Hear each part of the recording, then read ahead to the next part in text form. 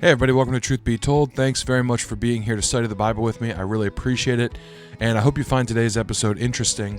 It kind of relates to a story that a lot of people find very approachable and interesting, and it also connects the Old and New Testaments, which is one of my all-time favorite things. So I found this really interesting, and I hope you do as well. You know, sometimes it's not like some grand, in-depth revelation that just shakes everything you've understood about Scripture and puts a whole new spin on everything. Sometimes you study the Bible, I'd say many times you study the Bible, and you're just left with something that's like, wow, that was pretty cool. That's kind of what today's episode is. It's not high stakes or anything. I'm not trying to entrap you with some BuzzFeed title. This is just something I thought was cool and that I thought you would find interesting as well. And it does relate to the story of the woman at the well that so many people find relatable, and I think they just see Jesus as approachable in this story. He just interacts with this woman in a very interesting way that I think we all appreciate. We learn something about Jesus' character in this interaction in a way that I don't think we get in a lot of other stories. So I think that's really cool. It's got wide appeal for people. But personally, I love when I see parallels between the Old and New Testaments. I love the study of typology. I love symbolism. I love foreshadowing. I love when the authors are using intentional wordplay and repetition of phrases that you find in other stories and other books to draw your attention to certain things. And I think when I talk about this stuff, even though I find it interesting, I find it amazing how God can inspire stories to be written in a way that draw your attention backwards and forwards and make you expect certain things. And I love that God does that, and that the people he called were in many ways just genius writers to do this. But the problem is, when I say things like the authors of the Bible had a certain literary license to write the story in a way that provoked certain thoughts in you, I think people hear that word literary license, or that combination of words, I should say, and they hear, or they think I'm saying something like when you watch a movie that says at the beginning, these events are loosely based on history or whatever, and you're just like, yeah, but how much of it was accurate, you know? And I think it gives off this sense that, like, what I'm saying is that the Bible is just a story that was written down specifically to invoke a certain thought pattern or like make you feel a certain thing, and that nothing really happened. It's all allegory, or it's all just storytelling to convey a point. And some people do take that lean with the Bible. They'll say, well, it's a lot more metaphorical. It's a lot more mythological. And I think especially in the Western world, we have a real problem with this because we are very empirically minded. We want to know, did something happen or didn't it happen? Not just, is it true or not? Is the lesson true? Is there truth to be drawn from it? We want to know that something is historically and empirically, factually correct, and that it was written down that way. I don't think that the Eastern thinkers, like the Hebraic thinkers, the Greek thinkers, had some of these hang-ups, but I also don't think that they just made up information for the sake of making a story fit. I believe that when I see parallels between the Old and New Testaments and they just work out so perfectly, I think it's a combination of various authors having the wherewithal, the foresight, and the vision themselves to say, there's something important here. There's something about their perspective latched onto something that they believed needed written down. It's kind of like when, if you or I were to go to the exact same place, let's say we went to the zoo, and we went through the zoo together, walked step for step along the same path, and left the zoo, and someone said, well, what happened today? How'd your day go? I might talk about all the animals that we saw. You know, I might be very much more animal-minded. Like, I'm at the zoo to see animals, and so we saw this, and then this, and then this. You might be more interested in the conversation. Maybe you don't like zoos all that much, but you had a good time hanging out with me. I hope. I guess that's kind of presumptuous to say, but you know, you had a good time and you remember the conversation, so you tell the story from that lens. Both stories are true. Both stories can be empirically, factually, historically correct and accurate, but it doesn't mean that they're not different in some way. When you tell that story, you have the license to tell it through your perspective, and sometimes you're going to highlight things that I don't, and I'm going to highlight things that you don't. I think that this happens in the Bible all the time, especially in the Gospels where we see accounts compared to each other. But I think across the Old and New Testaments, we also see this where you see something that kind of foreshadows something else. And when it's fulfilled, you could say, man, that fits so perfectly, Micah, that I think when you say that they're the same thing, it makes me think that one of them had to be made up in order to try and like trick us into thinking it fits so perfectly. Like maybe an author wrote something down that wasn't entirely true, but it fit the pattern that you're drawing out. I don't think that's happening. I believe in God's ability to work in the lives of people, to inspire writing in a way that brings out these patterns, that highlights certain things. This is a crazy long monologue. I've talked about this in a lot of videos, but I just want to give that caveat for people that hear some of these parallels that I give between the Old and New Testaments and may have some skepticism. I am not saying at all that these things factually did not happen. I am saying that God is a master writer and that he chose people with the ability to write and to notice and to draw out some important things from stories and then record them in ways that you can see again and again and again. And I think that's an amazing thing all on its own. But let's go real quick to John chapter 4, because that is the story of the woman from Samaria who Jesus meets at the well. And it's a very interesting story. The Samaritans were a people that Israel could not stand. They were people from foreign nations that came in and lived in the land. They saw them as like occupiers that never left. And worse than that, they married into Israelite and Jewish families in some cases and kind of muddied the water of religion and of even like tribal bloodlines, which were important to the Israelite people. So Israel did not look at the Samaritans favorably at all.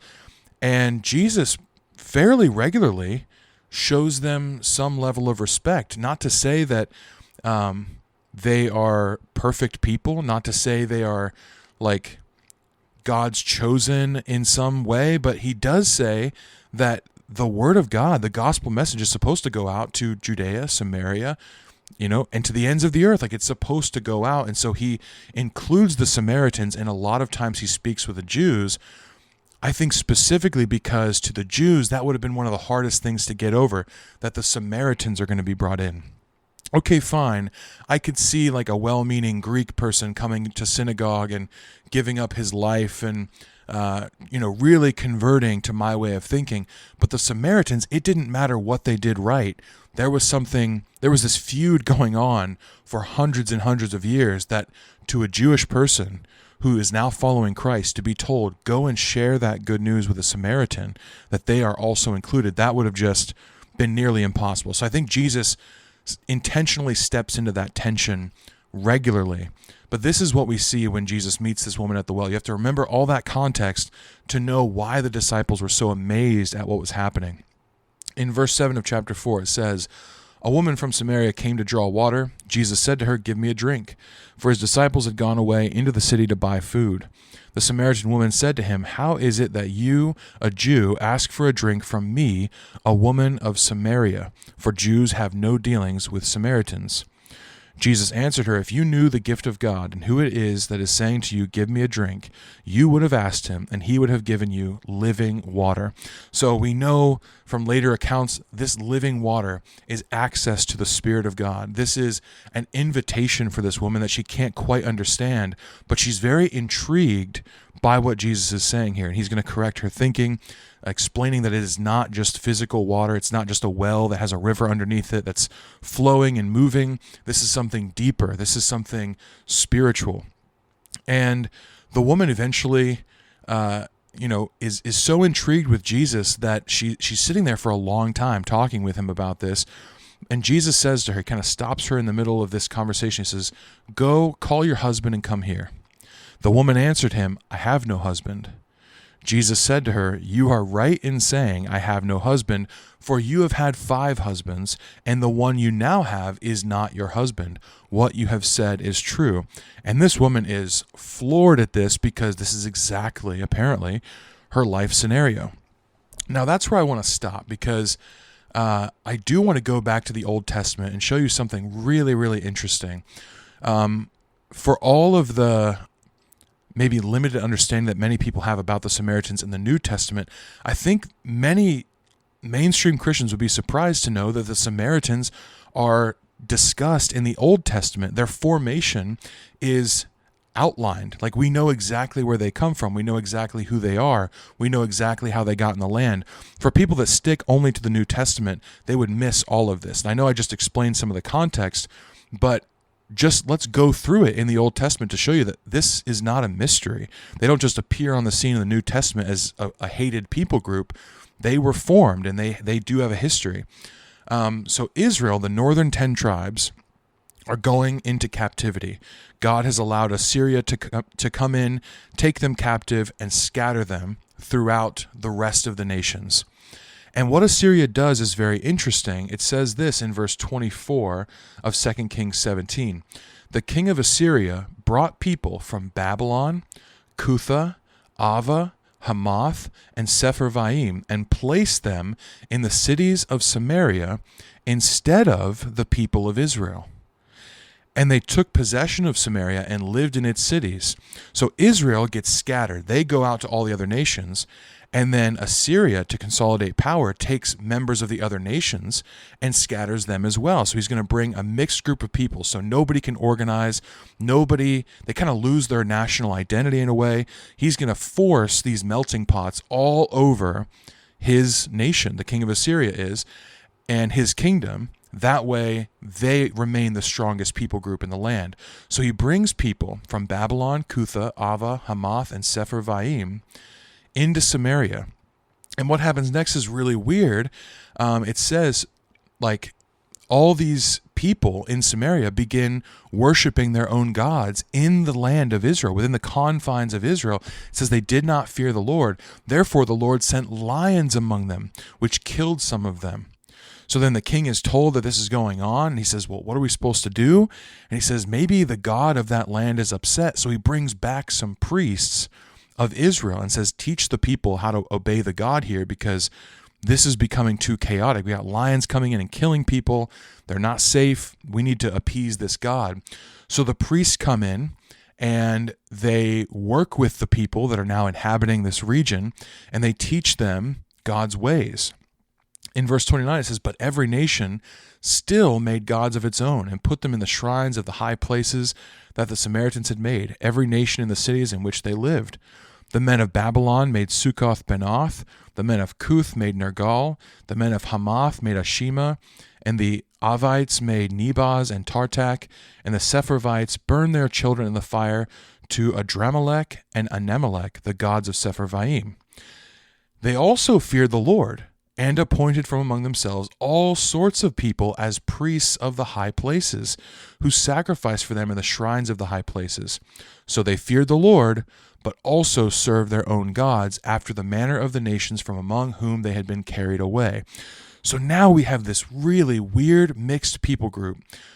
And the Israelites, in some part, are still there. There are Israelites that were born in the land that do worship God, but we have all these other people groups coming in and bringing in their own gods. So not only do we have a mix of nationalities and ethnicities and cultures, we have a mix of religions happening, where God is kind of becoming one among this really eclectic pantheon of gods, and all of them are being worshipped. And it's a problem. It's messy, but it's interesting that God allows this to go on. In fact, he brings some of his own people back. He kind of instigates this moment where the king of Assyria brings back priests to teach the people. So there's some remnant of truth left. But the really interesting part, the thing that I'm hoping you haven't gotten to it yet, from just what we've read so far, the really interesting part is how this story in the book of 2 Kings 17 mirrors the story of the woman at the well. You'll remember that Jesus said, bring your husband.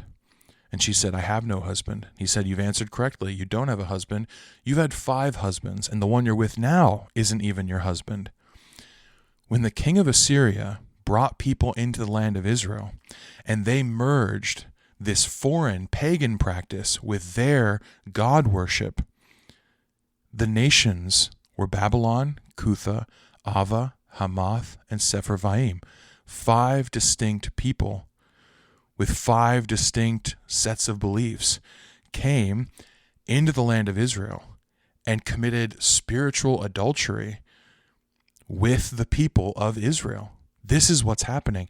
It's almost like Israel has had 5 husbands, and the one that they're with now is still not their husband. So when Jesus meets the woman at the well, which is a very common theme all throughout the Old Testament, where patriarchs come into a land and they meet a woman at the well, and they are that woman's husband. They're destined to be that woman's husband.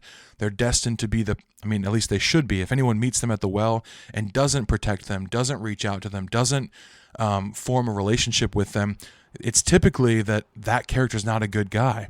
But we got so many characters. Moses meets Zipporah at the well. Jacob meets Rachel at the well. This keeps on happening throughout the Old Testament, where the woman comes to the well and meets her husband. And Jesus is saying, go and call your husband. And she says, I don't have a husband. I'm not even married to these people. I've just been living with them. I've just had relations with them. He says, yeah, I know this. But it's not in condemnation in a really weird way. It's absolutely calling her away from that. It's recognizing that at least she told the truth about her situation in some way. But it's also saying, in a picturesque kind of way, that Jesus is the husband. He is the one that she's supposed to be wed to. He's kind of calling back those Israelite roots that she had from the beginning. And he's saying, even though you've been adulterous with these 5 other men, or these 5 other nations in the case of Samaria as a people group, I am your true husband. I'm presenting myself to you. And I think that is an amazing thing. Adultery and idolatry go hand in hand throughout the Old Testament as well. I believe this is a parallel that is intentionally happening, but I also believe that it's true that 5 nations were sent into Israel. I also believe that this woman potentially had 5 different partners in her lifetime. I believe these things can be factually and historically and empirically true, but I also believe that God can coordinate events so that real life events parallel one another in amazing ways to point to something even greater. Jesus as the husband, bringing his bride back, who's been under subjection to these foreign gods. I just think that's a beautiful thing. It's really cool.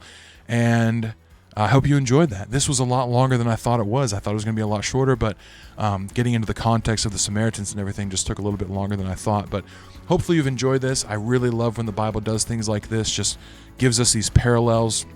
And I hope you find that interesting as well. And maybe it's something you look out for as you read the New Testament in light of the Old Testament.